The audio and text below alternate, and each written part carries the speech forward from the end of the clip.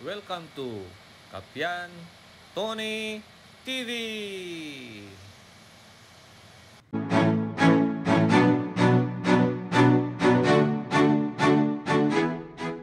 Magandang araw po sa ating lahat. Meron pong dinalang electric fan dito. Ito is stand fan. Ang sabi nung may-ari ay umusok daw habang ginagamit. So i-check natin kung anong magagawa natin. Ang brand niya is Media. Ayan. Kaya lang, ayan po. Ayan. Puto lang paa niya. Ayan, yan. Re-remedyohan natin po yan. Tapos, testing natin kung umaandar pa itong electric fan na ito o kaya hindi sunog ang motor. So ito mga kaibigan, itest natin itong electric fan na ito. Ayan o. So lagay natin sa switch natin itong electric fan kung papalo ito.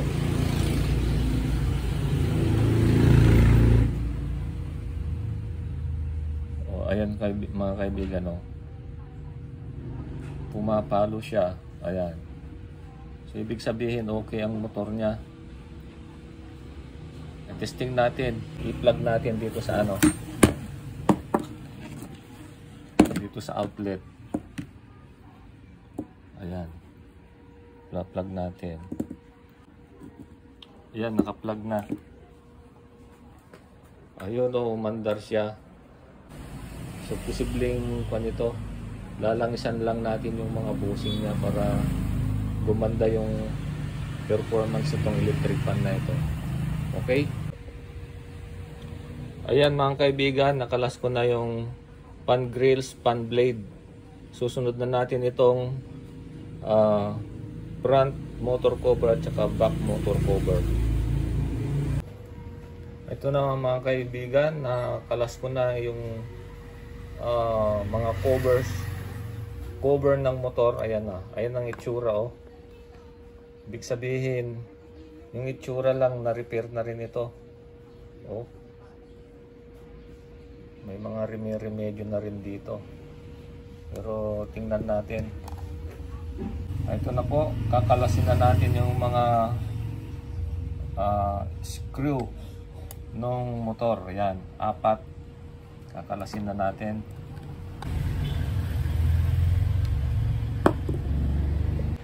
Ayan mga kaibigan, oh, nakalas ko na yung mga screw ng motor. So pag-iwalayan na natin ang ganito para ma-check natin yung mga bushing. Ayan.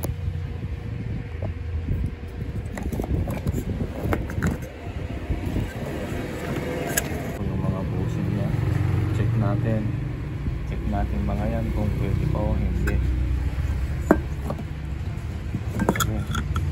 Stable niya, ayan.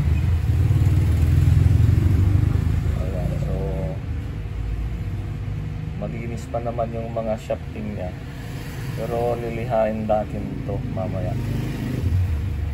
Okay, so tingnan natin. Tapos yun din yung bushing ng isa. Lalangisan mga mamaya mga kaibigan. Ayan, ayan sila o. Ito mga kaibigan o, magpapalit tayo ng spacer. Ayan, lalagay natin ito kasi maluwang masyado yung clearance. Ito mga kaibigan, maglalagay din tayo ng langis, multipurpose oil, Juki oil para sa mga electric fan ito. Ayan, so lalagyan natin yung mga bushing. Gaya nito. Bushing na ito, lalangisan natin. Yan.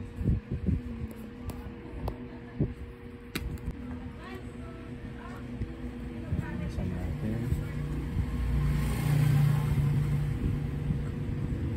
Okay. Kabila.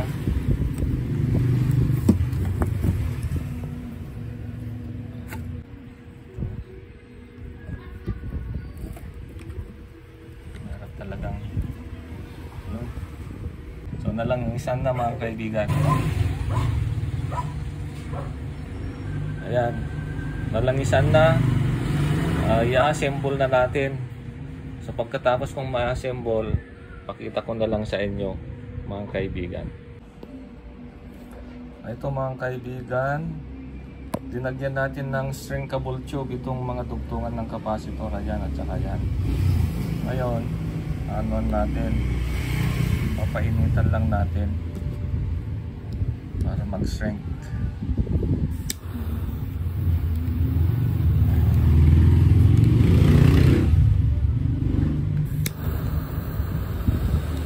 Ayun, nag-shrink na siya. Okay na. Okay na yung dugtungan ng capacitor. Okay. Ayan mga kaibigan, nasimbol kami yung motor. Ngayon, testingin natin sa outlet kung andar siya o hindi. Ito, nakasaksak na mga kaibigan. Pero tingnan nyo, umaandar na yung motor. Ayan. Parang hindi magigil. Ayan o. Ayan o, umaandar na siya. Ayan. Nagsiswing siya. Okay naman yung swing niya. Ito mga kaibigan, nakita ko dito may diferensya.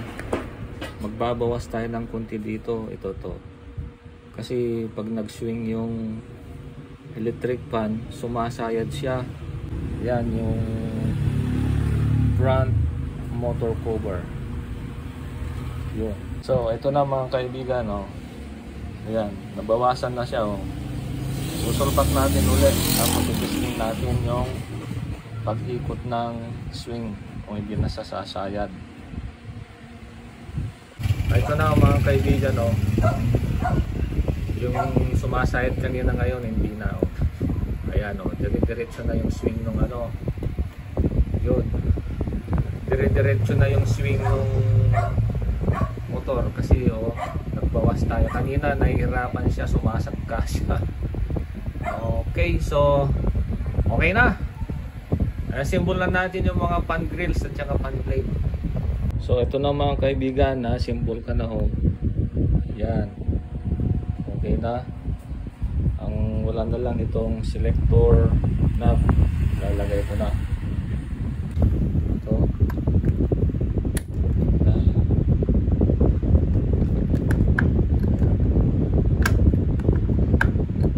So yun. Ito na mga kaibigan. Swing natin. Ayan na siya okay naman na. Ayan. So ang gagawin na lang natin yung putol na paa doon. Okay na yung electric fan, nalangisan na natin. Okay. Sige. Ito na po yung paa ng electric fan. Tinanggal ko na yung electric fan para maayos natin maigi. So yan siya. So, mga kaibigan, tanggalin natin yung tornilyong yon para mahugot natin yung kaparis ng paa na naputol. Tapos tingnan natin kung pwede sa mighty band at saka baking soda. Okay, so kalasin natin. Ito na mga kaibigan, yung pagdudugtongin natin nabali. Ayan. So ito lalagyan natin ng baking soda. Pero itong isa, itong kaparty niya, ito yung lalagyan natin ng mighty band. Para mamaya pagdikitin natin, tingnan natin kung gaano kakapit. Ayan mga kaibigan, may baking soda na yung isang parte ng paa na nabali. So, maglalagay na tayo ng glue naman. Itong mighty band, yung gagamitin natin yung kulay blue dito sa kabila. Tapos tingnan nyo na lang mamaya mga kaibigan kung paano mangyari. So ito na po mga kaibigan ang mga namaitiban kong kuwan. Ang paa, dalawa pala yung basag. Ito yung isa oh. Yan. Tapos ito rin yung putol kanina. Ayan oh. Yan. So matibay na yan. Oh, ito nga pala oh. Nakalas siyang ganyan. Yan. Tapos ito yung partner niya. I-assemble natin ito mamaya. I-assemble na natin itong mga paa na nabasag. So ganito lang mga kaibigan, no? Papasok lang na ganoon. Papasok lang na ganoon. Ganyan. Tapos ayan. Lalagay na yung mga tornilyo. Okay? So gawin ko na, tapos pakita ko na lang sa inyo kung tapos na. Naayos na po natin itong electric fan. Ito, natapos na rin itong paa niya na nabasag. Ginugtong natin yan ng baking soda at saka mighty band. O, yan na po mga kaibigan. Maganda ng ikot. Kasi lalagyan natin ito ng langis, yung mga busing niya.